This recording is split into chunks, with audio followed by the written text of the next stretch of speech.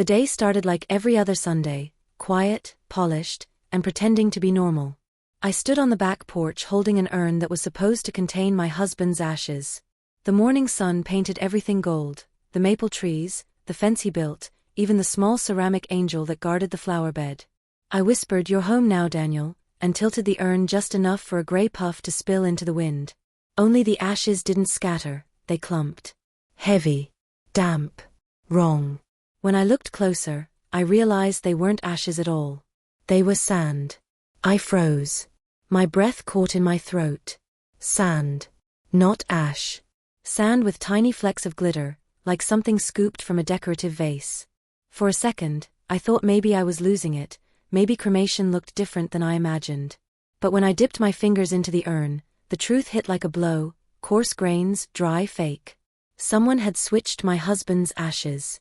And whoever did it wanted me to believe he was gone. I wiped my hand on my jeans, heart racing. The funeral had been 2 months ago, closed casket, private service, no viewing because of condition of remains, the director had said. That was the first red flag, but I'd been too numb to argue. Daniel's car accident had been sudden, a late-night phone call, a police officer's voice, a hospital too far away to see him before they handled arrangements. It was the kind of tragedy you accepted because fighting it didn't bring anyone back. But now, standing there with an urn full of glittering sand, I realized I hadn't lost a husband. I'd lost the truth. I called the funeral home first. "Maybe there's been a mistake," I said. My voice trembled more than I wanted it to. The woman on the other end sounded bored. "Ma'am, all cremains are verified before release. Are you suggesting an error?" "I'm saying this isn't my husband," I snapped. "It's sand." She hesitated, then asked, "Do you have the certificate of cremation?" I looked at the drawer where Daniel's death documents sat. "Yes." "Then it's official," she said flatly. "I assure you, there's no mix-up." But there was a tremor in her tone, just enough to tell me she knew something. After I hung up, I sat down hard at the kitchen table. Daniel's laptop sat there, still open where he'd left it before his trip. I hadn't been able to touch it since. I stared at the dark screen until my reflection blurred. We'd been married 14 years. I thought I knew everything about him, his laugh, his temper, his favorite bourbon, his quiet rituals. But lately, before the crash, he'd grown distant. His phone was always face down. Late-night work trips multiplied. Our joint account had withdrawals I didn't recognize. I'd chalked it up to stress. His architecture firm was expanding, he said. But something had been off.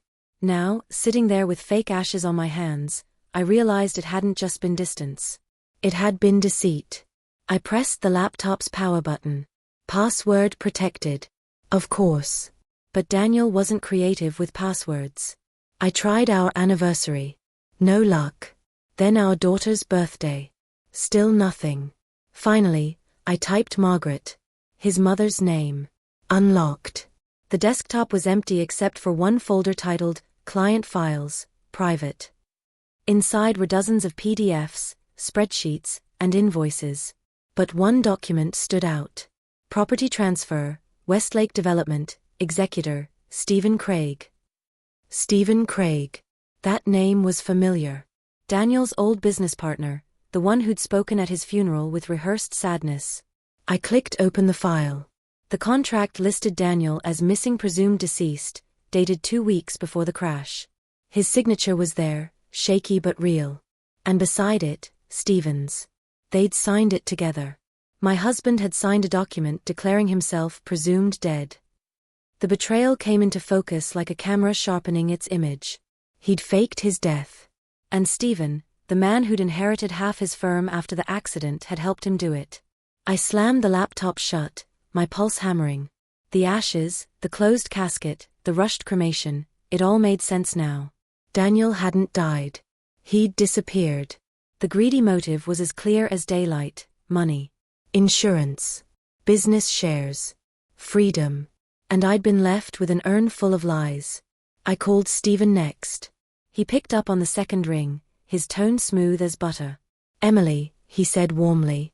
"It's been a while. How are you holding up?" "Better now that I found out my husband isn't dead," I said. The line went silent. I heard him inhale sharply. What are you talking about? The ashes, I said. They're fake. I know about the transfer contract. You signed it before his accident. He hesitated, then chuckled softly, that infuriating, confident kind of laugh. You shouldn't dig into things you don't understand. My grip tightened on the phone. Where is he, Stephen? Another pause. Then, sometimes people want to start over, Emily. You should let him. He hung up before I could reply. The room spun. I stared at my reflection in the dark window. My eyes looked unfamiliar, harder, colder. I'd been grieving a ghost while he was out there spending life insurance money and playing the victim's widow. I opened my laptop again and searched the transfer address, Westlake Development. It was a luxury property near the coast, an area Daniel always said he wanted to retire early to. I clicked through the company page, and there it was, a smiling photo of Stephen standing beside a tall man in sunglasses and a baseball cap. The caption read, Craig and Daniel's consulting partners. I zoomed in. The beard was new. The name was fake. But those eyes, those gray-blue eyes I used to wake up beside, I'd know them anywhere. Daniel wasn't just alive. He was thriving. That night, I didn't sleep. I watched the urn on the table like it might blink. The house was too quiet, too neat, the kind of quiet that makes you feel like a stranger in your own home. I thought about every anniversary he'd forgotten, every business trip that ended with strange perfume on his collar. I thought about the way he'd smiled at me the night before the crash, calm and distant, like a man who'd already said goodbye. By dawn, my grief had burned itself out. What replaced it wasn't rage exactly, it was colder, sharper. Revenge wasn't a scream, it was a plan forming in silence. 2 days later, I called the funeral home again. This time, I asked for the manager directly. He stuttered when I mentioned Daniel's name. Ma'am, we're not authorized to discuss. Then authorize yourself, I said. Because if I find out your name's on that certificate of cremation, you'll lose your license. He hesitated. It was an unusual request. The remains were handled off-site. By Mr. Craig. My chest tightened. Stephen handled my husband's cremation? Yes, ma'am, he said quietly. It was prepaid. He delivered the urn himself. I hung up without another word. That evening, I drove to Westlake, 2 hours down the coast. The gated property shimmered in the sunset, glass walls, a modern fountain, perfectly trimmed hedges. Through the metal bars, I could see 2 men standing on the patio. Stephen. And Daniel. He wasn't a ghost. He was there, alive, laughing, drink in hand, the sea breeze ruffling his shirt. The sight hollowed me out. 14 years of love reduced to a business deal. I should have cried, but instead, I smiled. Because now I knew exactly how to ruin him. I didn't confront him that night. Not yet. Revenge works best when it feels like fate, not fury. Instead, I drove home and sat in the garden until dawn, replaying everything in my mind, the fake ashes, the forged death, the signatures. The next morning, I started making calls. One to our insurance company. Another to a journalist I knew from college who covered corporate fraud. And one final call, to Stephen's wife. She answered on the 3rd ring, tired and wary. I think your husband might want to see something, I said. You'll want to be there when he does. Who is this? She asked. Someone whose husband isn't dead, I replied. That night, I took the urn, that stupid glitter-filled urn, and placed it in the garden beside Daniel's favorite rose bush. I lit a candle next to it and whispered, "Let's see how you like being buried twice." As the flame flickered, I heard a noise behind me, a faint crunch of gravel, a slow exhale. When I turned, my heart stopped. A man stood at the edge of the garden path, tall, familiar, face half in shadow. "Emily," he said softly. "It's me." And in the pale light, I saw his eyes, the same gray-blue I'd stared at through a computer screen hours earlier. Only this time, they weren't smiling. He stood there at the edge of the path like the ghost of a lie, half shadow, half memory. The wind caught his hair, the same dark blonde that used to fall over his forehead when he leaned over his drafting table. His voice was low, careful, almost apologetic. "Emily," he said again, "please don't scream." I didn't. My voice came out flat. "You're dead." He stepped forward. I can explain. I buried you, I said. I cried over sand. His eyes flickered toward the urn sitting near the roses. I see that. Every muscle in my body tightened. For a heartbeat, I thought maybe I was dreaming, maybe grief had twisted itself into delusion. But he was real. The smell of salt on his jacket, the faint scar on his chin, even the nervous way he rubbed his thumb against his palm, all of it was Daniel. Alive. How long have you been watching me? I asked quietly. He sighed. A while. The porch light flickered behind me, throwing his face into sharp relief. There were new lines around his eyes, a beard that hadn't been there before. He looked older, heavier, but not in guilt, in comfort. You need to leave, I said. Please, Emily. Just listen. I listened for weeks after your funeral, I snapped. I listened to the police, to the funeral home, to the bank that froze our accounts. I listened to silence when I tried to understand why my husband drove off a bridge and no one found the car. He flinched. It wasn't supposed to happen like that. No, I said, voice steady. It wasn't supposed to happen at all. He looked around the garden like a man searching for mercy. Stephen was supposed to handle everything, he said finally. He said he'd take care of you. He promised you'd be safe. Safe. I laughed bitterly. You mean broke, humiliated, and paying bills on a house you faked your death to escape from? He took another cautious step forward. I didn't fake it for money. Then what? He hesitated. For you. I stared at him. Try again. I was drowning, Emily. The business was collapsing. Stephen was laundering funds under my name. If I didn't disappear, we both would have been dragged down. The debts, the lawsuits. So you saved yourself, I cut in. No, he said quickly. I thought if I took the fall, you'd be protected. You'd have the insurance, the house, everything. I looked at him, realizing he believed every word. You're a good liar, Daniel. You even fooled yourself. He stepped closer. I didn't want to hurt you. You buried me in lies, I said. That's not protection. That's betrayal. He ran a hand through his hair. It got out of control. Stephen pushed for the transfer faster than I expected. The insurance payout was supposed to go to you, but you trusted your partner to deliver it, I finished. He nodded. He said he'd keep your name off the radar. I didn't know he cut you off completely until it was too late. Too late. I echoed. Too late for what, Daniel? Too late to undie. His shoulders slumped. When I saw the funeral photos online, I wanted to come back, but... Stop. I held up a hand. Don't you dare make this about guilt. You watched me mourn you. He didn't deny it. I had to make sure you were okay. I stared at him. You hid while I sold my car to pay off your debts. You hid while your daughter cried every night asking if heaven had Wi-Fi so you could hear her. And now you show up like this. His eyes widened. Emily, where's Chloe? Not here, I said coldly. She's staying with my sister.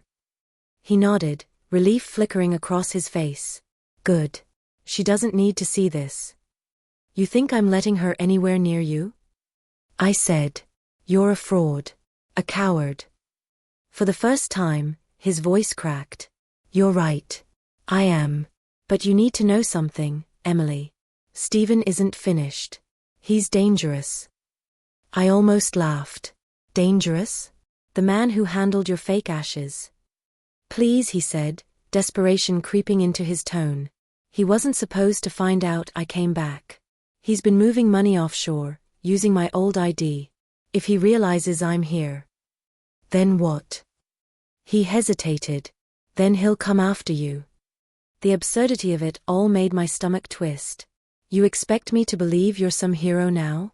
That you staged your death to save us from Stephen, and now you've risked everything to warn me? He didn't answer. That silence was worse than a lie. The wind picked up, rustling the garden leaves. The candle by the urn flickered out. Go, I said quietly. Get off my property before I call the police. Emily. Go. He hesitated like he wanted to say more, then turned and walked down the gravel path, his steps slow and deliberate. I watched until the darkness swallowed him. When he was gone, I sank to my knees. The world around me blurred, the garden, the candle, the urn. My hands shook so violently I could barely breathe.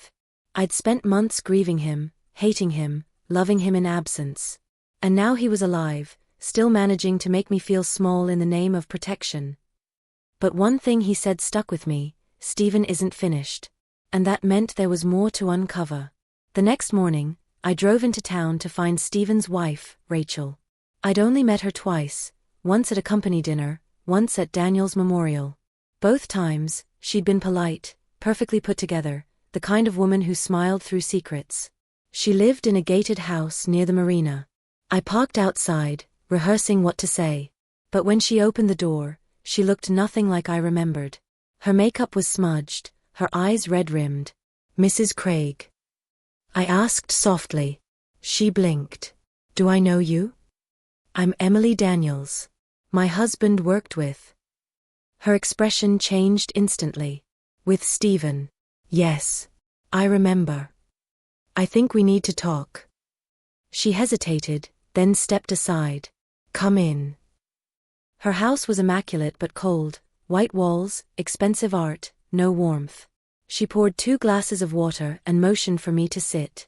"Is this about the investigation?" she asked quietly. "What investigation?" She looked surprised. "The federal one. They came last week asking about offshore transfers." I told them I didn't know anything. Stephen said it was just a misunderstanding. My stomach tightened. He didn't mention that to me. "Why would he?" she said bitterly. "He hasn't been home in 3 days." "Do you know where he is?" "No," she said. "But I know where he goes when he wants to hide." I leaned forward. "Where?" She hesitated, then grabbed a notepad and wrote down an address. "A property under his brother's name, outside Westlake. If you go there, be careful." I folded the paper, my pulse quickening. "Thank you." She looked at me strangely. "You're still wearing your ring."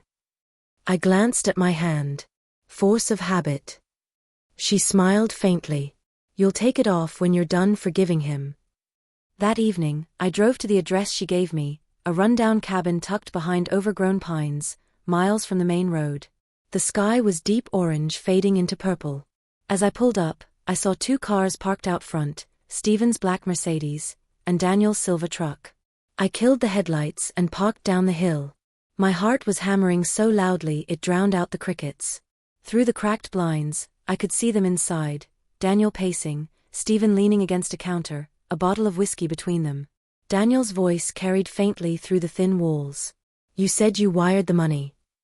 Stephen poured another drink. "I did. Most of it." "Most," Daniel said sharply. "That wasn't the deal." "The deal changed," Stephen replied coolly. "You got cold feet.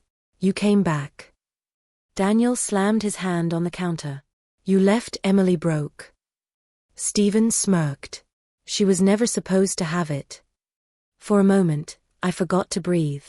My throat closed. Daniel said, "You told me she'd be safe." "She was, until you walked into her garden," Stephen said. "Now she's a liability." My blood ran cold. I backed away from the window, trying not to make a sound. My hand brushed against a loose rock, and it tumbled down the slope with a sharp clack. Inside, the voices stopped. "Did you hear that?" Stephen said. "Stay here," Daniel answered. A door creaked open. I ducked behind the car, heart pounding so hard I thought it would echo. Footsteps crunched on gravel, moving closer. Then a flashlight beam swept across the yard. "Emily," Daniel's voice called softly. "If that's you, please, don't run." I stayed silent, crouched low. He sighed. "I know you saw. But you have to trust me. I'm not on his side anymore." The beam moved past me, scanning the trees. I could hear Stephen inside muttering something, a phone clicking. Then Daniel whispered, "He's calling someone. We need to go." "Go where?" I hissed before I could stop myself. The light snapped toward me. He froze when he saw my face. "Emily," he said quietly, "you shouldn't have come." "No," I said. You shouldn't have left. Behind him, the cabin light flared. Stephen stepped outside, his expression calm, almost amused. Well, he said, looking between us. Isn't this poetic? The widow and the ghost, back together. Daniel turned toward him. Leave her out of this. I can't, Stephen said with a smile. She's already in it. For a heartbeat, the three of us stood frozen, the liar, the thief, and the fool who loved them both. Then Stephen's smile faded. You shouldn't have come back, Daniel. And she should have stayed ignorant. His hand slipped into his jacket pocket. Daniel lunged forward. Stephen, don't. But whatever happened next, I didn't see. A sharp sound cut through the air, like a car door slamming or thunder cracking in the distance. Then silence. The sound still echoes in my head sometimes, sharp, close, final. For a moment, I didn't know what it was. The night swallowed everything, the trees, the cabin, even the crickets. Then I smelled it, burned powder, bitter and metallic.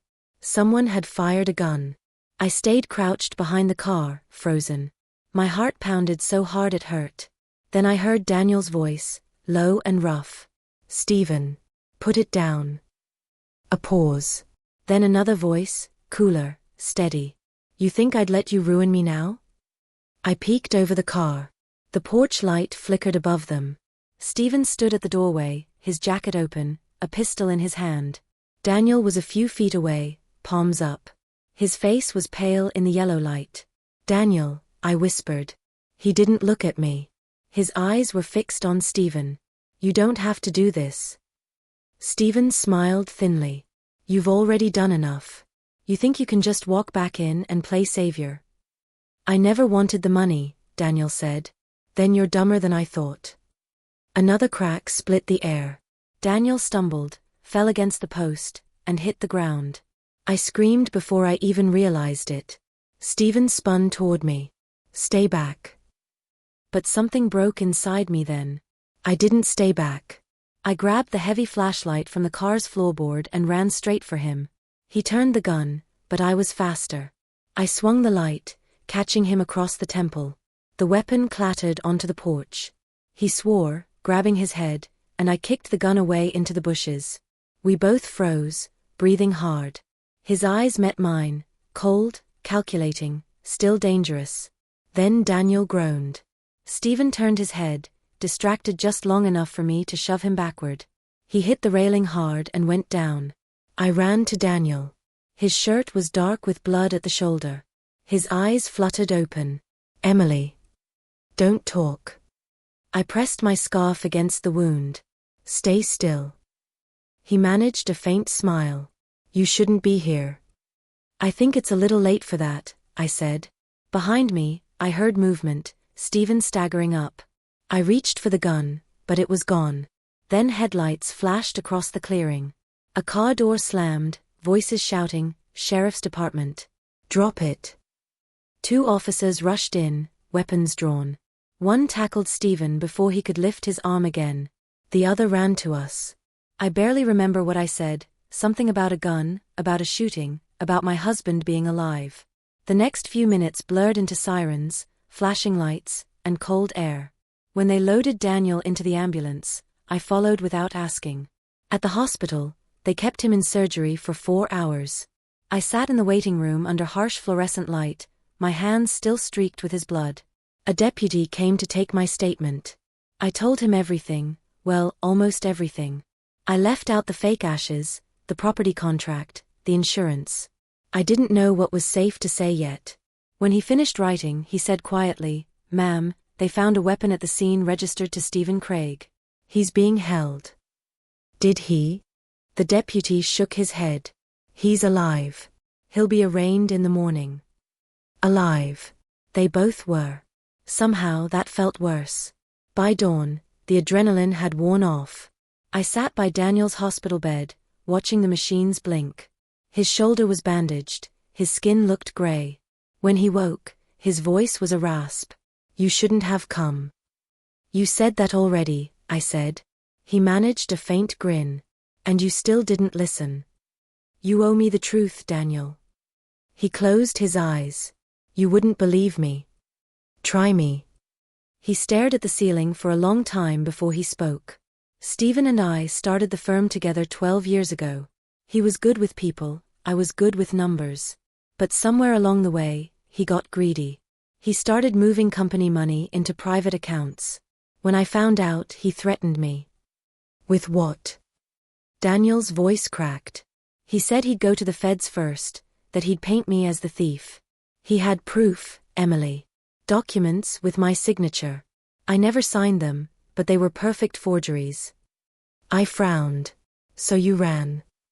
He nodded weakly. He offered me a deal: disappear, let him take control, and he'd make it look like I died in an accident. He said it was the only way to protect you and Chloe. You believed him? I didn't know what else to do. I thought I'd wait it out, maybe find a way to expose him later. But then he took everything. The money, the business, even the ashes. He laughed bitterly. I didn't think he'd go that far. I wanted to hate him, to tell him he'd earned every ounce of misery. But watching him there, broken human, it was hard to find pure rage. You know what the worst part is? I said quietly. You didn't even let me decide if I wanted to fight beside you. I know. The nurse came in then, checking his four. Visiting hours are almost over, she said softly. I stood. Rest. You're going to need it. He reached for my hand. Emily, there's a file. At the old office. Behind the false panel in my desk. It proves everything: Stephen's fraud, the transfers, the fake death documents. Get it before he does. Where is it exactly? Bottom drawer, left side. I hesitated. You think he'll go after it? He already has, Daniel said. That's why he was at the cabin. I nodded slowly. Then I'd better move fast. By the time I reached the firm's downtown office, the sun was rising over the bay. The building looked different, hollow, stripped of its shine. Inside, the air smelled like dust and old coffee. I used Daniel's spare key for my old keychain. He hadn't changed the locks. The office was eerily quiet. The blinds were half-drawn, and the desk looked untouched since the day he died. I knelt and found the bottom drawer. It slid open with a soft creak. The false panel was easy to spot once I knew where to look. Behind it was a black envelope sealed with wax. I slipped it out and tore it open. Inside were bank statements, wiring instructions, offshore account lists, all with Stephen's signature. And tucked at the bottom, a USB drive labeled simply, Truth. I barely had time to process it before I heard footsteps behind me. Looking for something? Stephen's voice. Calm. Too calm. I turned slowly. He stood in the doorway, a bandage across his temple from where I'd hit him. He looked tired but dangerous. Shouldn't you be in custody?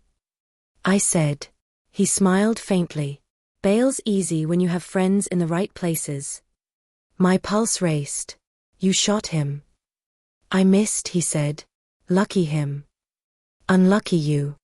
His eyes flicked to the folder in my hand. Give me the drive, Emily. No. He stepped closer. You don't understand what's on it. If you go to the police, you'll go down too. You were listed as a co-owner on several of those accounts. My stomach dropped. That's not true. Oh, it's very true. Daniel used your name for transfers. You think you're innocent? You're just as involved on paper. He wasn't bluffing. I could see it in his eyes. I can fix it, he said softly. Hand it over, and this all goes away. You, me, Daniel, we walk away clean. I took a step back. You think I'd trust you again? He sighed, reached into his jacket, and pulled out another gun. Smaller this time, black and compact. You shouldn't have come here alone, he said. I held the folder tight against my chest. Neither should you. Before he could answer, a voice echoed from the hallway. Step away from her, Stephen. Daniel. He stood in the doorway, one arm in a sling, pale but upright. The sight of him startled both of us. Stephen turned, laughing softly. You're supposed to be recovering. Guess I heal fast, Daniel said. You think you can stop me? Daniel's voice hardened. No, but she can. Stephen frowned, confused, then realized I had my phone in my hand. the camera light blinking. "Smile," I said. "You're live." He lunged forward, but Daniel was faster. He slammed into him, the gun clattering to the floor. They struggled, crashing into the desk. Papers flew everywhere. I grabbed the gun, pointed it at them both, my hands shaking. "Enough," I shouted. They froze. Stephen smirked. "You won't shoot." "Try me," I said. For a long second, no one moved. Then Daniel stepped back slowly, breathing hard. Stephen's lip was bleeding, his shirt torn. "You'll regret this," Stephen hissed. "Maybe," I said. "But you'll regret it first." I backed toward the door, gun still raised, phone still recording. "By the way," I said, "this footage just backed up to the cloud." Stephen's expression faltered for the first time. I turned and walked out into the sunlight, my hands trembling but steady enough to hold on to the truth. When I reached the parking lot, I could see police cars turning the corner. Someone at the hospital must have alerted them that Daniel was missing. I didn't wait. I handed the gun to the first officer who approached and said quietly, "Everything you need is inside." They took me aside for questions, but I hardly heard them. The adrenaline was fading, replaced by something heavier: relief, exhaustion, disbelief. Daniel was alive. Stephen was cornered. And the lies were finally unraveling. Still, as they led Stephen out in handcuffs half an hour later, he caught my eye and smiled, a slow, knowing smile that chilled me more than the night ever could. He mouthed something I'll never forget: "It's not over." That night, I sat alone on the porch, watching the wind move through the garden. The urn still sat by the rose bush, half buried in dirt. I thought about throwing it away, but part of me couldn't. It was a reminder, of love turned to deceit, of death turned to survival, of how fragile trust really was. Inside the house, my phone buzzed. A message from an unknown number. "You think you've won, Emily. But the file you found wasn't the only one." No name. Just a photo attached, of a safe I'd never seen before, its door cracked open, papers inside. The message ended with a single line: "Come find the rest before someone else does." I stared at it until the screen dimmed. The wind whispered through the open window, carrying the scent of roses and ash. Somehow I knew, this story wasn't finished. The message stayed on my phone all night like a splinter under skin. "You think you've won, Emily. But the file you found wasn't the only one." I read it until the words blurred, until I couldn't tell if the fear creeping through me was new or just the same old one dressed differently. By morning, I'd convinced myself it was overreaction, a bluff, maybe from one of Stephen's people trying to rattle me. But the photo of that safe haunted me. I hadn't seen it before. It wasn't from the office. It looked older, dustier. The kind of thing that didn't belong in a business, it belonged somewhere more personal. Daniel's old studio. By noon, I was driving through the outskirts of town, past the industrial park where Daniel used to work late designing houses he never built. The small brick studio still stood at the end of a cracked road, windows half covered with grime. I hadn't been here since before the accident. The door creaked when I pushed it open. Inside, the air smelled like dust, coffee, and the faint trace of his cologne. Drafting tables sat in neat rows, a thin layer of dust turning everything gray. It looked like time had stopped here. I found the safe against the far wall, half hidden behind blueprints. The same one from the photo, small, gray, with rust blooming around the handle. The dial was set to 0. I knelt, heart pounding, and ran my hand over the metal. It was real. I tried the obvious first: our anniversary, Chloe's birthday, his mother's name. Nothing. Then I remembered something. When we first bought the studio, he joked about never forgetting the day it became his. "The day I signed my life away," he'd said. The date was printed on the lease paperwork still framed near the door, August 24, 09. I turned the dial, 8:24:9. The lock clicked. The door swung open. Inside were papers, a manila envelope, and a single flash drive labeled EC. My initials. I pulled it out, hands shaking. The envelope held photos, blurry shots of Stephen handing cash to a man outside a bank, screenshots of offshore account transfers, and worse, copies of emails. The emails were between Stephen and someone labeled DC. Daniel Coleman. I skimmed the lines, my eyes moving faster than my mind could catch up. "She's asking questions again. Make sure she stops. Once the payout clears, disappear for a few months. If she finds the studio, destroy everything. My stomach twisted. He had known. Daniel had known about the extra account. About the fraud. About the fake documents in my name. And he told Stephen to make sure I stopped asking questions. The air in the studio felt heavier. I dropped the papers, my breath uneven. For a second I thought maybe I was reading it wrong, that it was part of the plan to trap Stephen, but no, his tone in those messages wasn't strategy. It was complicity. He hadn't been the victim I thought he was. He'd been part of it until it turned on him. My phone buzzed again. A new text. See why he came back now? You were never supposed to open that safe. I spun around, scanning the room. The front door was still ajar, light spilling through the crack. Outside, everything was quiet, too quiet. Then, a shadow crossed the light. Someone was out there. I grabbed the flash drive and the envelope and ran to the back exit. The lock stuck for a second before it gave way. I slipped into the alley, heart hammering. Footsteps followed, soft but steady. I ducked behind a dumpster and held my breath. Whoever it was stopped near the door. A man's voice said, "She's gone." Another replied, "Check the car." Two of them. I recognized neither voice. Stephen must have sent them, or maybe Daniel wasn't as helpless as he looked. When the footsteps faded, I ran. By the time I reached my car, my hands were trembling so badly I could barely get the keys in. I drove without thinking back toward town, back to the one person who might tell me which lies were real. Daniel was sitting up in his hospital bed when I arrived. His color had returned, his arm in a sling. He looked surprised to see me. "Emily," he said softly. "You shouldn't be here. I told you." I tossed the flash drive onto his blanket. "You lied to me." His expression didn't change at first, then the corners of his mouth tightened. "Where did you find that?" "In your studio. The one you told me never to go near." He exhaled slowly. "You shouldn't have gone there." "That's all you have to say?" I snapped. "You and Stephen were partners in everything, money laundering, fake accounts, using my name, until it went wrong and you decided to vanish. You both used me." "That's not how it happened," he said quietly. "Then tell me." He looked away. "At first, I didn't know. Stephen handled the finances, I trusted him. But when I found out, it was too late. My name was already on the documents. The only way out was to make it look like I'd been forced. So yes, I disappeared. And yes, I told him to make sure you stopped asking questions. Because I thought he'd only scare you, not." "Not what? Kill you?" "Not nearly kill you," he said bitterly.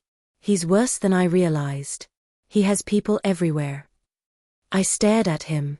"And you have nothing left to lose." His eyes met mine, and I saw something there that wasn't guilt, it was fear. Real fear. "You don't understand," he said. "He still controls the accounts. There's a second set of transfers, bigger than anything you've seen. If the feds get that file, they'll think you helped. So what do I do?" He looked at the flash drive. "You run." "I'm not running," I said. "Not again." "Then hide it. Somewhere no one will find it until this is over." "Until what's over?" He didn't answer. That night, I drove home with the flash drive in my coat pocket. I felt like the world had split open, truth sliding into lies, lies turning into something worse.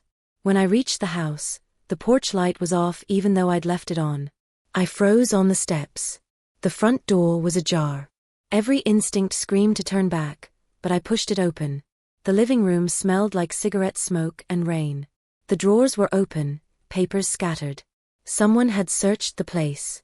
I moved quietly toward the kitchen, and stopped. A man sat at the table, legs crossed, holding one of my coffee mugs like he lived there. His hair was slicked back, his expression calm. "Evening," he said. "Who are you?" I asked, my voice low. He smiled faintly. "A friend of Stephen's. Or was. I'm calling the police." "I wouldn't," he said. "They won't get here in time." I stayed near the doorway. "What do you want?" He gestured toward my pocket. "That drive." I lied without hesitation. I don't have it. He chuckled. Emily, please. You're smarter than that. Hand it over, and you'll never see me again. Stephen sent you? Stephen's in custody, he said. But he's not the one pulling the strings anymore. Something cold ran through me. Who is? He leaned forward, eyes narrowing. Your husband. I laughed, short and sharp. That's ridiculous. Is it? He said. You think Daniel came back because he missed you? He came back because the feds were closing in. He needed someone to take the fall. Someone believable. Someone already tied to the accounts. Someone he knew would still love him enough to believe his story. I stared at him. You're lying. Am I? He pulled a folded document from his coat and slid it across the table. This is from the offshore bank. The signature transferring the last of the money, Daniel's, yes. But the account it went into? Your name. I didn't move. I couldn't. He stood. Give me the drive, and I'll make sure your name disappears before the investigation starts. Why should I trust you? Because, he said, smiling, if you don't, you'll go down with both of them. He took a step closer. I backed away, gripping the counter behind me. Then headlights flashed through the window. Tires screeched outside. The man's head jerked toward the sound. Daniel's voice shouted from the porch, "Get away from her." The man turned, pulling something from his jacket. I grabbed the nearest thing, one of the ceramic flower pots, and hurled it. It hit his shoulder, buying Daniel just enough time to rush in. The two collided, crashed into the table, scattering papers and shards of ceramic. I grabbed my phone, fumbling to dial 911. The fight was quick, ugly. Daniel managed to pin him, but the man fought like someone used to it. When sirens finally echoed down the street, he broke free, bolted for the back door, and vanished into the night. Daniel leaned against the wall, breathing hard. Are you hurt? No, I said. But he said. I know, he interrupted. And he's lying. Then who was he? He looked away. Someone I used to work for. The sirens grew louder. Blue lights painted the walls. Daniel, I said quietly, I need the truth this time. He met my eyes. After tonight, you'll have it. But you're not going to like it. The police questioned us for hours, took the statement, photographed the mess. When they left, the house finally felt empty again. Daniel stood by the window, staring at the flashing lights disappearing down the road. You should leave town, he said softly. I'm not going anywhere, I replied. Not until I know everything. He turned, face pale. Then meet me tomorrow morning. At the pier. Bring the drive. Why the pier? Because it's where this started, he said. And it's where it has to end. That night, I sat awake watching the sunrise bleed through the blinds. The flash drive lay on the table in front of me, its silver surface catching the light. I didn't know which man was lying anymore, Daniel, Stephen, or the stranger who'd broken into my home. But I knew one thing for certain: tomorrow when I met Daniel at the pier, I'd get the truth. And if he tried to bury it again, I'd bury him instead. The morning sky over the pier was the color of bruised metal, gray, streaked with lavender and light. The wind carried the smell of salt, diesel, and something older, like secrets rising from the ocean floor. I parked at the far end and sat for a moment, watching gulls wheel over the water. Daniel's text had been short. Meet me at 7. Come alone. I checked my phone again, no new messages, no warnings, no police cars. Just quiet waves slapping against the wood. When I stepped out of the car, the wind hit me hard, whipping my hair across my face. The pier creaked under my feet as I walked. Halfway down I saw him, leaning against a piling, one arm in a sling, his jacket flapping in the wind. He looked tired. Older. Like a man who'd used up all his second chances. Morning, he said when I was close enough. You picked a dramatic place, I said. What's next? You throw the flash drive into the ocean. He smiled faintly. Maybe. I didn't bring it, I lied. He tilted his head. Yes, you did. You always keep your right hand in your pocket when you're hiding something. I glanced down. Damn habit. You used to be a terrible poker player, he said, and for a moment, it almost sounded like the man I once loved. "Stop trying to sound familiar," I said. "You lost the right." He nodded slowly. "Fair enough. But you deserve to hear the truth before you decide what to do with that drive." The wind grew stronger, the waves louder. I crossed my arms and waited. "You were right," he said finally. "About the money. About the fraud. About me." I didn't speak. When Stephen and I started Westlake, we were broke. We cut corners, took cash deals, lied to clients, small stuff at first. Then he met a man named Holt. Big investor, no patience. Holt started using the firm to clean his money. Stephen handled the transfers. I looked the other way. "And me?" I asked. "You were my alibi," he said quietly. "A wife makes everything look legitimate, vacations, business trips, new accounts. I put your name on things because it looked normal. I told myself it was temporary. Then it wasn't." I stared at him. "So the stranger in my house was Holt's man?" Daniel nodded. "He works cleanup. If the drive you found gets out, Holt loses everything, and he doesn't forgive mistakes." "Why didn't you just go to the police?" He laughed bitterly. "Because Holt owns half of them. And because I'm guilty too. I didn't come back to save myself. I came back to save you." "By dragging me deeper?" "By ending it," he said. "For both of us." He reached into his pocket and pulled out a folded document, water-stained, creased. "This is a confession," he said. "My statement, signed, notarized. It details everything, the accounts, the transfers, Holt's involvement. If something happens to me, this goes straight to the feds." I didn't take it. "Why are you telling me this?" "Because I need you to trust me one last time." I almost laughed. "After all of this?" He stepped closer. "Emily, listen. Holt doesn't know about the drive yet, only his men. We can use that. If we leak just part of it to the press, the feds will have to act. They'll take everyone down, Stephen, Holt, me. You'll be free." "You think they'll believe I wasn't involved?" He nodded. "I made sure the transfers trace back to me. You'll be clear." I wanted to believe him, but belief was a fragile thing, a bridge that had already collapsed once beneath me. "Where's Holt now?" I asked. "Gone," Daniel said. "He left the country last night. But his people are still here. That's why we can't wait." He looked out at the water, eyes narrowing. "You still have the drive?" I hesitated. Then slowly, I pulled it from my coat pocket. The metal gleamed dully in the morning light. He reached for it. I didn't move. "Tell me something first," I said. "If all this is true, then what were the ashes? Who was in that urn?" He looked at me for a long moment. "A John Doe. Car crash outside New Haven. No ID. Stephen arranged it. Said it would make the death look real." "So you used a stranger's body to fake your death?" His voice dropped. "I didn't know until later. By then it was too late." The wind roared, pulling at my coat. I felt sick. "You lied about everything," I said. "Not everything," he said. "I loved you." The words fell between us like dead weight.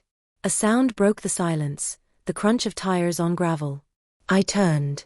At the far end of the pier, a dark SUV pulled up, windows tinted, engine still running. Daniel's face went pale. "He found us." "Holt." He shook his head. "No. Stephen." The driver's door opened. Stephen stepped out, wearing a black coat and that same smug smile. "You didn't think I'd miss the finale, did you?" Daniel moved in front of me instinctively. "How the hell are you out?" "Bail's easier when your crimes aren't real," Stephen said. "They only charge you if the evidence exists. And you were careless, Danny boy. You hid the real files too well." He lifted something, a gun, small and sleek. "Don't," Daniel said. Stephen ignored him. "You both made this messy. But I can fix it. Holt's gone, and with him out of the picture, I get everything. The firm, the money, the clean slate." "And us?" I asked. Stephen's smile widened. "Collateral." Everything happened fast after that. Daniel lunged, the gun fired, the shot echoing across the water. Stephen staggered back, clutching his arm, but he didn't fall. Daniel wrestled him for the weapon. They stumbled to the edge of the pier. "Daniel!" I shouted. He turned, the flash drive still in his hand. "Run, Emily. I'm not leaving you." He smiled faintly, the same smile he'd worn the first night we met, when he still believed life was something you could fix. Then the wood beneath them splintered. The railing gave way. Both men went over. I screamed, running to the edge. The water below churned, black and cold. I saw Daniel surface once, gasping, then disappear again. Stephen's coat floated for a second before sinking. The gun bobbed once and sank. The flash drive slipped from Daniel's fingers, spinning, catching a ray of sunlight before it vanished beneath the waves. And just like that, it was gone. The police dragged the water for hours. They found Stephen's body by afternoon. Daniel's never surfaced. I stood on the shore wrapped in a blanket, my hair stiff with salt. An officer offered me coffee. I didn't take it. "Sometimes the current takes them out," he said quietly. "You might never get him back." I just nodded. What could I say? I'd already buried him once. When they cleared the scene, I walked down the empty pier. The wind had softened, the air smelled of rain. I leaned on the railing, staring at the water. Somewhere beneath those gray waves lay all the lies that had wrecked my life. And maybe, finally, the truth. Weeks passed. The investigation dragged on. The FBI took over, unspooling the threads of the firm, Holt's accounts, the false documents. They found enough to indict 6 people. But Daniel's name never came up. It was as if he'd been erased, by the water, by time, by his own careful design. The insurance company reinstated my claim. The papers called me the grieving widow caught in a corporate scandal. Strangers sent letters, some sympathetic, some cruel. I didn't answer any of them. I stayed in the house, tending the garden, pretending peace looked like something you could water and prune. One evening near sunset, I went outside to light the candle beside the urn, the same one I'd nearly thrown away. The wind was soft, the sky pale gold. As I knelt, I noticed something small wedged under the rosebush, a strip of plastic, half buried in dirt. I brushed it off. A flash drive. The same kind. I turned it over. The initials EC were scratched into the metal. My heart thudded. I took it inside, plugged it into my laptop. A single folder appeared, "If you're reading this." Inside was a video file. Daniel's face filled the screen, filmed from the studio, maybe days before the pier. His voice was calm, tired. "Emily, if this reaches you, then I'm gone. Not the way I planned, but maybe the way I deserve. The files on this drive go to the authorities. It's everything Holt and Stephen built. Everything I let happen. Don't protect me. Don't hide it. Finish it. That's the only way you get free." He paused, looking directly at the camera. "You once said love was what survives after the truth burns everything else away. I hope you were right." The screen went black. I sat there for a long time, listening to the hum of the computer. Then I copied the files to a folder, sealed the drive in an envelope, and the next morning, I mailed it to the FBI. No return address. No note. Just justice in a plain brown package. It's been 6 months now. They found Holt in Portugal, arrested him. The papers called it one of the largest white-collar busts in the state. The firm was liquidated, the accounts frozen. Sometimes I think about Daniel, whether the current carried him far, whether he's part of the sea now or somewhere starting over again. I'll never know. But every evening, when the wind rises, I light the candle beside that urn. I don't say prayers. I don't ask for forgiveness. I just whisper one sentence into the quiet air. You didn't take me down with you. The flame flickers, steady and small, the only thing left that doesn't lie. And as the light dances across the glass, I finally understand what survival really means. It isn't living through the fire. It's walking out of the ashes and never looking back.